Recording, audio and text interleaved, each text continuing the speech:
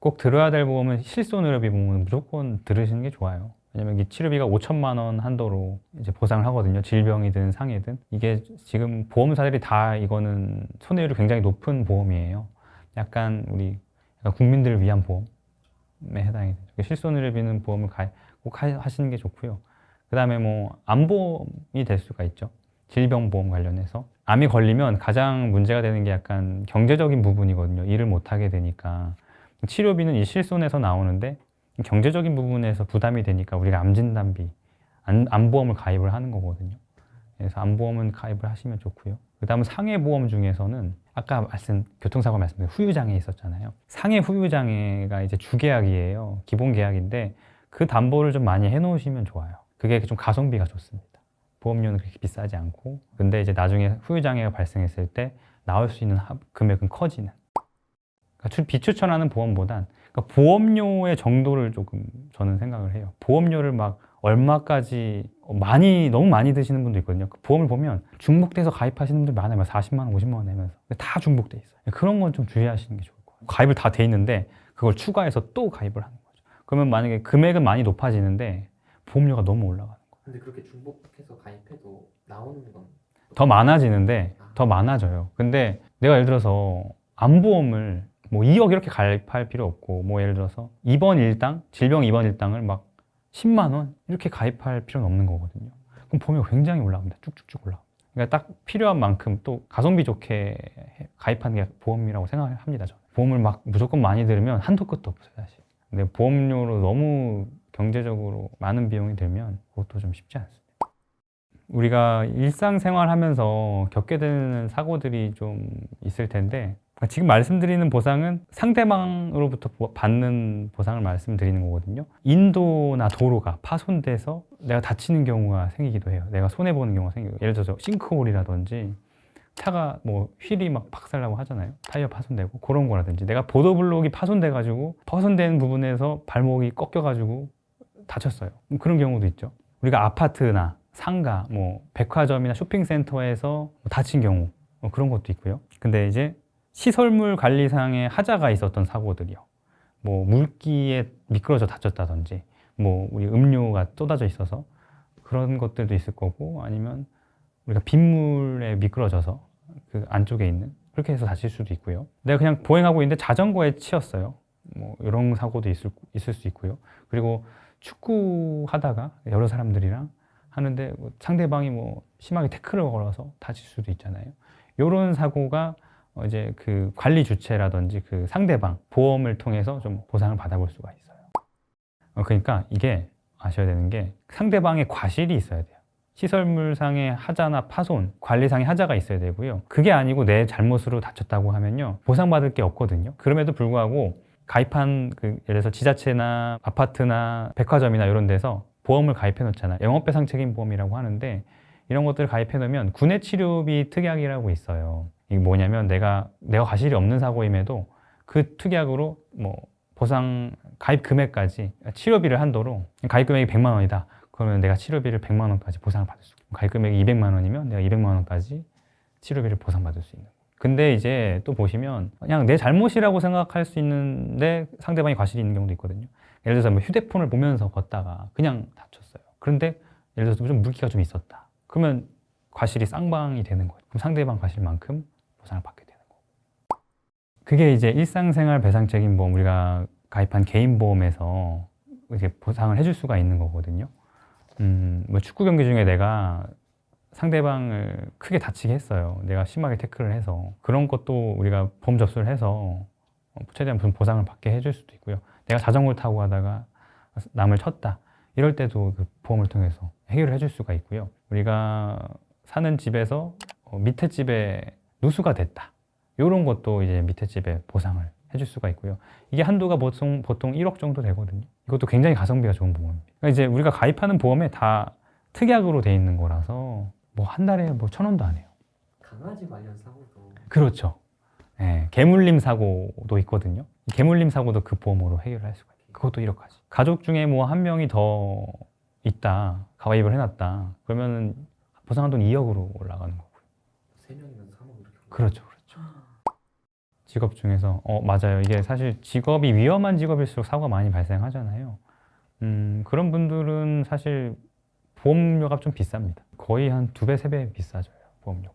직장인 사무직에 비해서 보험료가 2, 3배가 비싸요. 보험은 가입할 수 있는 그런 것들은 똑같죠. 보험료가 비쌀 뿐.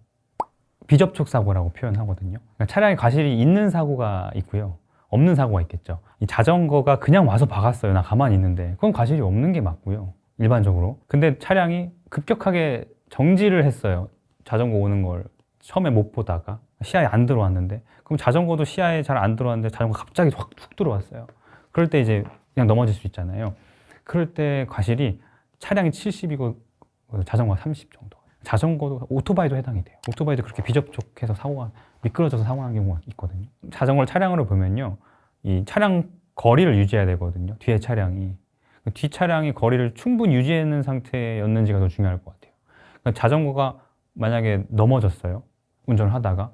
그럼 차량이 그걸 박았어요. 그럼 차량의 과실이 100%예요. 우리가 흔히 말하는 후미추돌이 사고라고 하거든요. 차량이 그냥 멈췄어요. 차에서 박았어요. 뒷차가. 그럼 과실이 뒷차가 100%거든요. 그렇게 보실 수가 있죠.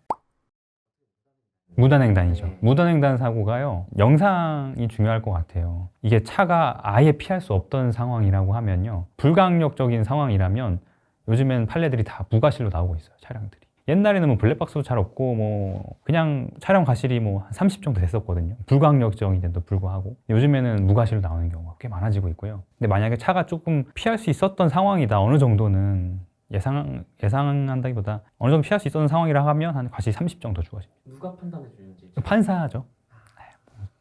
항상 이제 과실은 판사가 판단을 하게 되는 그게 있죠. 가해자는요, 정말 말씀하시는 것처럼 보험 접수하고 연락처 잘 주고받고, 그거 말고는 특별하게 주의하시고. 그런 경우는 있을 것 같아요. 예를 들어서 내가 음주운전을 했다거나 신호 위반으로 사람을 다치게 했다.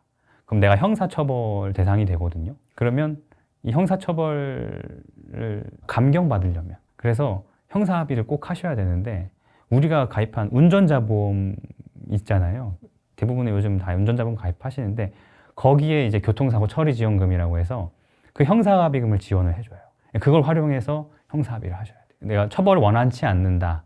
처벌 불원서 같은 형사합의서가. 그러면 이제 판사나 이제 검사가 그런 거 보고 처벌을 이제 작게 내리는 거죠. 판사가. 예. 그게 굉장히 중요합니다. 핵심은요, 이 교통사고 처리 지원금, 이제 변호사 비용, 요 2가지예요. 나머지 하나 외적으로 보면 자동차 부상 치료비라고 있는데, 그건 내가 상해 급수에 따라서 뭐 보험금이 정해지는 건데요. 여기서 근데 그게 중요한 게 아니라 교통사고 처리 지원금, 이제 형사 합의를 위한 비용, 그리고 변호사를 선임하기 위한 비용, 요 2가지예요. 그 금액을 최대한 높여서 가입을 하시는 게 좋아요. 얼마 안 하거든요, 한 달에. 최대로 해도 뭐 2, 3만 원밖에 안 해요, 한 달에. 그러니까 내가 뭐 혹시 뭐 신호위반 안 해, 내가 안전운전해, 뭐 이렇게 해서 나는 그럴 일 없어라고 생각하실 수도 있는데, 만약에 상대방이 사망을 했어요. 그럼 내가 형사처벌 대상이 되거든요. 내가 과실이 일부 있다는 이유로. 그래서 운전자 보험이 중요한 거예요. 10%라도 있다. 그렇죠. 예. 형사합의를 해야 될 수 있어요. 근데 사망 사고까지 가면 진짜 많이 복잡해진 거예요. 그러니까 근데 이 운전자 보험 있으면 다 해결이 되거든요. 형사합의금이 상당해요. 뭐 최소 500만 원 뭐 이러거든요. 1,000만 원, 2,000만 원, 1억이 넘어가. 사망 사고는 1억, 2억 되기도 하고. 그 금액을 내가 보험을 해서 해결하느냐, 아니면 내 돈으로 해결하느냐, 이 차이죠. 교통사고 났을 때 좀 어려워하시는 게, 경찰에 신고를 해야 될지, 무조건 해야 되는 상황들이 있거든요. 그 외에는 굳이 안 하셔도 돼요. 왜냐면 내가 경찰 오면 또 조사 받아야 되고 뭐 조사하러 가야 되고, 그렇게 복잡해지는 부분이 있기 때문에 보험사, 상대 측 보험사가 있고 내 보험사가 있어요. 그리고 뭐 크게 큰 사고가 아니라면 경찰 신고를 안 하셔도 돼요. 그러니까 경찰 신고를 해야 하는 이유는요, 가해자랑 피해자를 나눠주는 역할만 하거든요. 경찰은 과실을 나눠주는 건 없어요. 그리고 그 사고에 대한 내용만 좀 조사를 해서 결과를 보고할 뿐이고요. 가해자, 피해자 나누는 것만. 그래서 내가 가해자인지 피해자인지 불분명한 경우도 있잖아요. 그럴 때는 경찰 신고를 하면 좋겠죠. 그래서 제가 말씀드리고 싶은 게, 우리가 사고가 났을 때 택시나 화물차, 버스, 렌터카, 이런 차와 사고가 날 수 있잖아요. 이런 차들은 대부분 공제조합이 가입되어 있어요. 우리가 말하는 일반 보험사 말고 택시 공제라든지 버스 공제조합, 렌터카 공제, 화물 공제조합, 이렇게 가입이 되어 있거든요.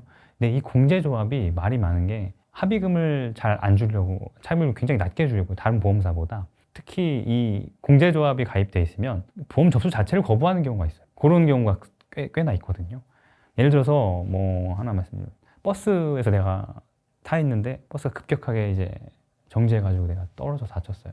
넘어져 다쳤어요. 이 기사가 대인 접수를 안 해주는 거예요. 그런 경우가 있거든요. 이렇게 공제조합에 사고가 난 경우는 뭐 좀 말이 많습니다. 탈이 좀 많고 그래서 경찰 신고를 하는 거예요. 이런 경우. 경찰 신고를 하면 확실하게 여기 잘못이 있고 가해자가 되는 거잖아요. 버스 측이, 택시 측이든. 그래서 이런 사고 내용이 정확하게 나오고요. 내가 피해자가 되는 거고. 그리고 경찰에서의 진단서를 제출해요. 그러면은 사실 접수를 못할 수가 없습니다. 안 해줄 수가 없어요. 공제조합에서. 그래서 공제조합 차량과 사고가 났다. 경찰 신고를 하시는 게 좋습니다. 나중에 과실과 관련해서도 어떤 자료들을 확보해 놓을 수가 있는 거예요. 그리고 우리가 보행하다가 차량에 치이는 경우도 있거든요. 그냥 이면도로를 걷다가 아니면 횡단보도를 건너다가 아니면 그냥 도로를 그냥 횡단하다가 다칠 수 있잖아요. 이럴 때는 공제조합이든 일반 보험사든 상대 보험사에서 조사가 나올 거 아니에요. 근데 이 상대 보험사에서 뭐 조사를 한다고는 하겠지만 뭐 나를 위해서 조사하진 않을 거란 말이에요. 세세한 것까지. 그래서 경찰 신고를 하시면. 그리고 아까 말씀드린 것처럼 그 형사처벌 대상인 경우에요. 가해자가 신호위반, 뭐 중앙선 침범 이런 사고로 다쳤어요. 그럴 때 경찰 신고를 해야죠. 왜냐면 그 사람이 형사처벌 대상이잖아요. 그럼 내가 형사합의금도 받을 수가 있기 때문에. 그리고 나중에 이렇게 신고를 해놔야 나중에 뭐 민사적으로든 크게 문제가 없죠. 마지막으로 가해자랑 피해자가 같은 보험사일 때. 같은 보험사면요. 한 보험사에서 조사를 다 할 거 아니에요. 같은 보험사니까 뭐 큰 문제 없겠다고 생각하실 수도 있는데 어쨌든 보험사는 이익을 위한 기업이기 때문에 일부분 피해자한테 조금 불리하게 조정할 수가 있어요. 가해자가 과실이 많아지면 피해자한테 나갈 돈이 적어지잖아요. 그런 경우들이 있기 때문에 이럴 때도 경찰 신고를 하면 좋겠죠. 그래서 자료를 내 선에서 어느 정도 확보를 해놓을 수 있을 만큼 하는 게 좋다고 보시면 좋을 것 같습니다. 저희가 보상 정보를 좀 말씀드리려고 유튜브 채널도 운영하고 있는데 저희 채널의 영상들을 보면 보험사에서 정말 적은 보상금을 제시했다가 좀 뜻하지 못하게 많은 보상을 받으시는 분들도 많거든요. 예를 들어서 오토바이로 사고 다쳤는데 보험사에서 150만 원을 제시했거든요. 처음에. 나중에 3,800만 원 받으신 분도 있고 1,000만 원을 제시했다가 6천만 원 받은 사례, 뭐 7천만 원을 제시했다가 2억 받은 사례, 이런 사례들이 실제 사례들이 많아요. 그래서 제가 말씀드리고 싶은 건 결국 보험사에서 사실 내가 받을 보상을 적게 제시하는 경우가 꽤나 많기 때문에 이걸 그냥 지나치면 안 되고요. 큰 보험금을 청구하거나 합의금을 좀 많이 받아야 되는 상황이다라고 하면 꼭 전문가나 이런 분들한테 조언을 받으시고 조언을 구해보시고 결정을 하시는 게 좋지 않을까 생각이 됩니다.